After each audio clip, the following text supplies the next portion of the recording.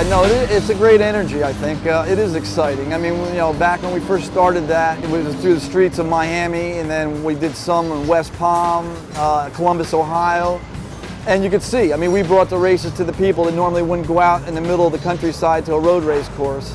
And yeah, I think it was exciting, and even for the crews, because it's something different, we're out in more of the, city life, something to do after work, some different enjoyments and different sights. So, good for the crew, as a neat thing to do, to see some new things. And, the cars echoing off the buildings and people watching from high rises, it's exciting stuff. We've done dozens of street races. Virtually none of them exist anymore.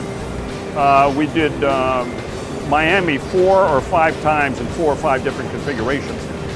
But they were all downtown, and they were subject to whether one spot they built the park, the other one they pulled up the railroad tracks, another one they had a hotel built, so it changed the configuration of the track.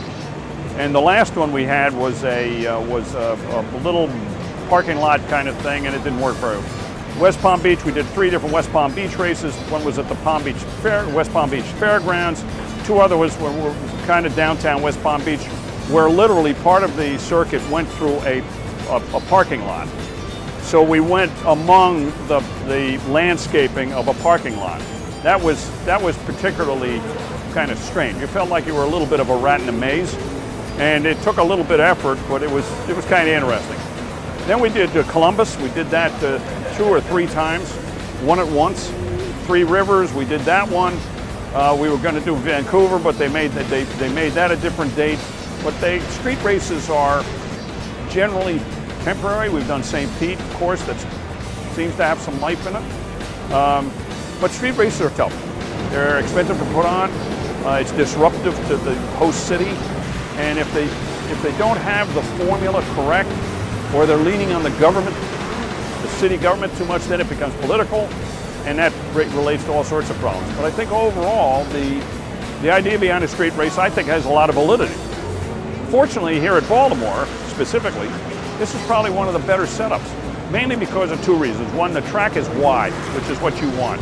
You want a wide track. So then it offers more ability to pass and ability to avoid things. But the other thing is, there's lots of room in the paddock area. So everybody isn't so crammed together. And it makes it, to me, I think it makes it a lot better for the crews and the fans to be able to get around.